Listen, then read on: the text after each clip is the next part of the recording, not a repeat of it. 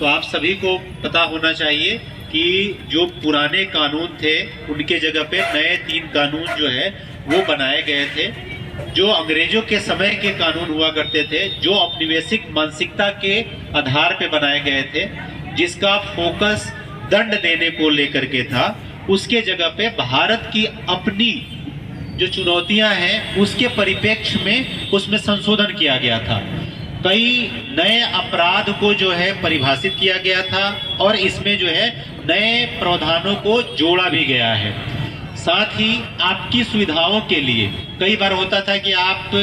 को के साथ कोई घटना किसी दूसरे थाने क्षेत्र में हो गई, आप थाने पे जाते थे, मुकदमा जो है वो नहीं लिखा जाता था।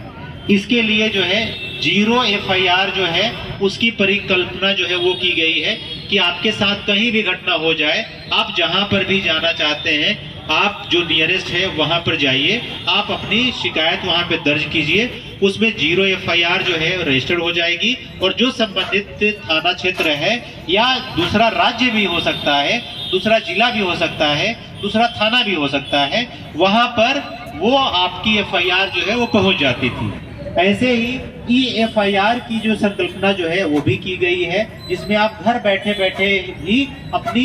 शिकायतों को दर्ज जो है वो करा सकते हैं। बहुत सारे आपराधिक माफिया हुआ करते थे जो अलग अलग कानूनों के प्रावधानों के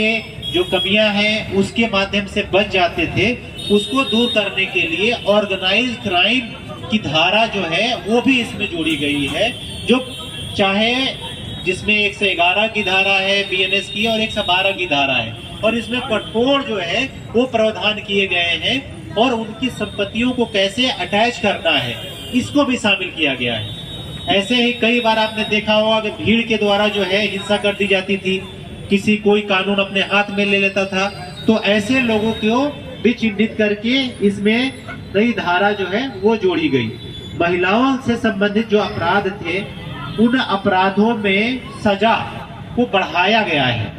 उसमें समयबद्ध रूप से उसमें चार्जशीट लग जाए, समय रूप से आपको तारीख पे तारीख, जो आप लोग फिल्मों में डायलॉग सुनते हैं कि तारीख पे तारीख लग रही है, सजा नहीं हो रहा है, इस तरीके का उसमें हर जगह पे इसमें टाइम बॉन्ड आपको न्याय जो है वो मिल सके, इसको भी सुनिश्चित करने का प्रयास जो है वह किया गया है। जो फॉरेंसिक साइंस है, जो आपको साक्ष्य जो है वो सही तरीके से एक्सपर्ट के माध्यम से उसको लिया जाए ताकि सजा की संख्या बढ़ सके, यह भी उसमें सुनिश्चित जो है वह किया गया है। 7 साल से ऊपर की हर और उससे कम वाली में भी आपको आप देखेंगे फोरेंसिक वैन जो है वह जनपद को मिली हुई है और फोरेंसिक वैन जा करके उसमें एक्सपर्ट होते हैं जो आपको वहां का साक्ष्य जो है वह इकट्ठा करते हैं। ऐसे ही सामुदायिक सेवा, जैसे मान लें कि कोई छोटे मोटे अपराध करता है तो इस सजा को भी शामिल किया गया है कि हम आपसे जो है दंड के रूप में आपको किसी चौराहे पे खड़ा कर दे, तो आपसे कोई काम करवा ले, इस तरीके की भी जो है सामुदायिक सेवा